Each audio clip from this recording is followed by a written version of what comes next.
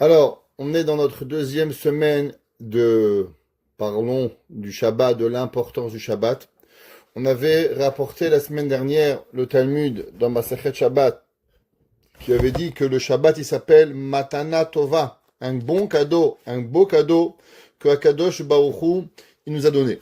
On avait aussi expliqué que chaque chose, elle a de l'importance à partir du moment où on sait qu'il est important. Exemple, si quelqu'un vous donne un diamant et il pense que c'est un bout de verre, alors il va le perdre. Quelqu'un qui sait que c'est un diamant, il va en faire encore beaucoup plus attention.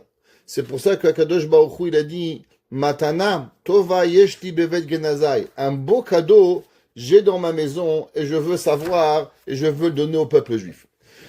Tout d'abord, le Shabbat, on doit le considérer comme ce grand cadeau, chacun de nous, pour pouvoir y arriver. Tous les vendredis soirs, on fait le schéma, on fait la bracha de Ashkivenu, et généralement, après qu'on fait Ashkivenu, on fait à la synagogue le Kaddish, à la maison, si on ne fait pas le Kaddish, on dit directement la Shemona Esrei. Le Shabbat, on a la coutume de dire Veshameru bene Israël Shabbat, la Asot Shabbat de Rotan Biritolam, ce verset, Benu ben bene Israël. Tout le monde le dit, à part les Lubavitch. On ne va pas rentrer ici pourquoi ils le disent, pas les Lubavitch, mais les Séfarades, les Ashkenazes, ils ont la coutume de dire cette phrase Veshameru bene Israël, la As Shabbat. Dans cette phrase, on dit Shabbat vayinafash. La Gemara, elle dit, qu'est-ce que ça veut dire Shabbat vayinafash? Traduction Shabbat, le Shabbat, vayinafash, le repos. La Gemara dit, quelle est l'explication profonde du mot vayinafash? La Gemara dit Vay nefesh. Malheur à l'âme. Nefesh, c'est l'âme. On sait que l'âme, elle a 5 catégories. Nefesh, Ruach, Neshama, Chaya, Yechida. 5 parties dans l'âme. Et Shabbat, on a une Neshama Yetera. Alors la Gemara dit Vay nafash, Vay nefesh. Malheur à notre âme. Le Baal Shem Tov lui demande la question et dit je comprends pas. Quand Shabbat y rentre, on dit cette phrase Vay nafash, Vay nefesh, malheur mon âme. A priori, on aurait dû dire cette phrase à la fin du Shabbat. Quand la Neshama elle va partir, on devrait se lamenter que Vay nafash, que notre âme elle est partie. Pourquoi à l'entrée du Shabbat on dit Vay nafash? Il nous dit le Baal Shem Tov, c'est comme un homme, il a un cadeau. Imaginez-vous, vous recevez un cadeau magnifique, une semaine, dans un bateau, 5 étoiles, avec tout compris, tout servi. Au moment où vous allez rentrer dans le bateau, qu'est-ce que vous allez avoir? Vous allez être très content ou très contente. Mais vous allez avoir un petit peu de peine. Que quoi? Que ça va durer qu'une semaine, que ça va durer qu'un jour, que ça va durer qu'un moment. Pareil, au moment où le Shabbat y rentre, la Kedusha, la sainteté du Shabbat, elle est tellement grande qu'on a quelque part un peu de peine, que malheureusement on pourra le vivre que 25 heures à la place de le vivre pendant toute la semaine. C'est pour ça qu'à l'entrée du Shabbat, on dit Veshameru bene Israël Shabbat.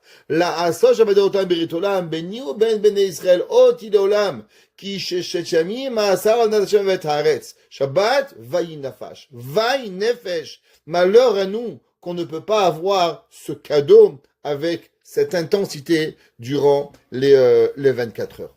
Vous savez que Shabbat s'appelle Matana Tova. En quoi il s'appelle ce Shabbat un cadeau si extraordinaire pour pouvoir y arriver? Maintenant, il faut savoir que le Shabbat, c'est quelque chose d'extraordinaire. Pourquoi le Shabbat, c'est extraordinaire?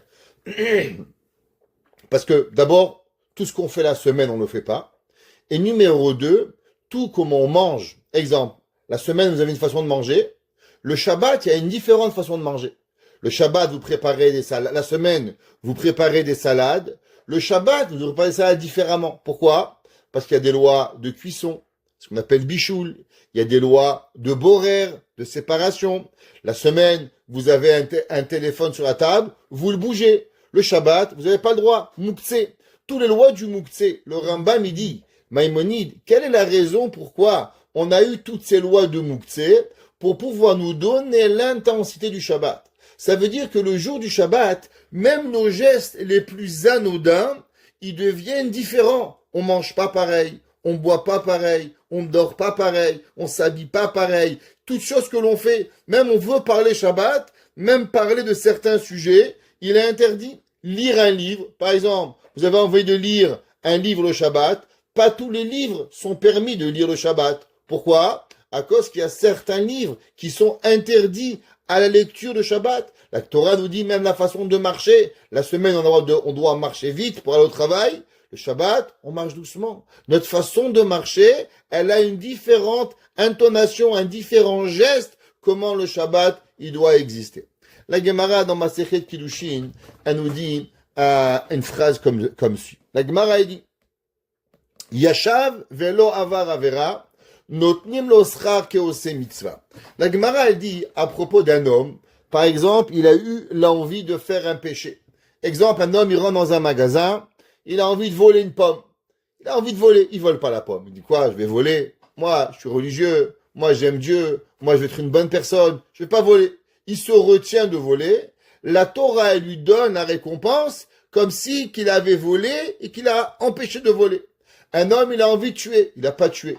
Un homme, il a envie de mentir. Il ment pas. Un homme, il a envie de faire n'importe quel péché et il le fait pas. Alors, automatiquement, Akadosh Baruch Hu, il lui donne la récompense comme si qu'il a fait une mitzvah. Comme on a dit souvent, un homme, il va chez IGA, une femme, elle va à Maxi, elle fait les courses, elle passe à travers tous les rayons non cachers. Chaque fois qu'elle regarde un objet qui est pas caché et qu'elle ne mange pas, elle accomplit la mitzvah de cacher. Elle mange pas les crabes, elle mange pas les huîtres, elle mange pas le lait avec la viande, elle mange pas la viande avec le lait, elle mange pas. Chaque fois qu'un enfant vous demande, maman, ça fait 6 heures, je peux manger une glace au chocolat? Non, mon fils, c'est pas encore 6 heures. Chaque fois que vous vous retenez de faire quelque chose, eh ben, vous accomplissez la mitzvah de cacheroute, de pas manger le lait et la viande. Durant le Shabbat, vous avez 25 heures. Que durant ces 25 heures-là, chaque seconde, vous accomplissez une mitzvah. C'est quoi une mitzvah? Du fait que vous mangez différemment, vous asseyez différemment, vous vous habillez différemment, vous séparez différemment, vous préparez vos salades différemment. Toutes les actions que vous faites durant le Shabbat, alors automatiquement, il est considéré une mitzvah. Durant la semaine, vous préparez une salade. Bon, vous n'avez pas de mitzvah en tant que tel. Durant la semaine, vous mangez un poisson. Il n'y a pas une mitzvah en tant que telle. Il y a la bracha que vous avez fait avant. Chez Akol, vous mangez un gâteau. Il n'y a pas une mitzvah en tant que telle. Pourtant, le Shabbat, quand vous mangez un poisson, qu'est-ce que vous faites? Aux lois de Borer. Donc, à partir du moment où vous mangez votre poisson en faisant attention aux lois de Borer, alors automatiquement, chaque morceau de poisson que vous mangez, vous venez d'accomplir le Shabbat. Vous venez de faire le Shabbat. C'est pour ça que on a trouvé dans le Orach Chaim HaKadosh. Le Orach Chaim HaKadosh, il nous demande une question très fameuse. C'est marqué la Asot et ta Shabbat et Dorotam. La Torah nous dit que nous devons faire le Shabbat. Le Orach Chaim, il dit, je comprends pas. Le Shabbat, c'est pas actif. Le Shabbat, c'est passif. Comment on respecte le Shabbat? En ne faisant pas, on ne fait pas le tri, on ne coupe pas, on ne détruit pas, on ne coupe pas, on ne fait pas. Shabbat, c'est dans la passivité qu'on fait le Shabbat. C'est pas dans l'activité. Alors pourquoi la Torah, elle appelle la asot et ta Shabbat, faire le Shabbat? Et il dit le Orach Chaim, parce qu'à chaque fois qu'on s'abstient de faire quoi que ce soit durant le Shabbat, alors c'est comme si qu'on a accompli et on a fait le Shabbat. Le Shabbat, la Gemara nous dit que tout celui qui s'est assis, qui n'a pas transgressé le Shabbat, on lui donne comme la récompense. Donc Shabbat, chaque seconde que vous faites pas quelque chose, chaque seconde que vous n'allez pas au travail, durant le travail par exemple, vous tapez 200 mots à la minute sur votre ordinateur, eh ben chaque Shabbat, chaque minute, vous accomplissez 200 mitzvot. Quand vous parlez au téléphone, vous êtes secrétaire au téléphone, et vous parlez chaque jour 4 heures au téléphone avec des clients. Le Shabbat, vous parlez pas avec vos clients, eh ben vous avez 4 heures de mitzvot de Shabbat, parce que vous n'avez pas appelé. Si durant la semaine, vous faites de la peinture, et vous faites 3000 coups de pinceau la semaine, eh ben le Shabbat, du fait que vous ne faites pas vos coups de pinceau, eh ben vous avez 3000 mitzvot qui vont venir à vous. Et c'est pour ça que le Shabbat s'appelle Matana Tova. Pourquoi Matana Tova? Parce que généralement, pour faire une mitzvah, il faut travailler dur, il faut se fatiguer. Tandis que dans le Shabbat, c'est dans l'abstinence de faire quelque chose que l'on reçoit des milliers de mitzvot.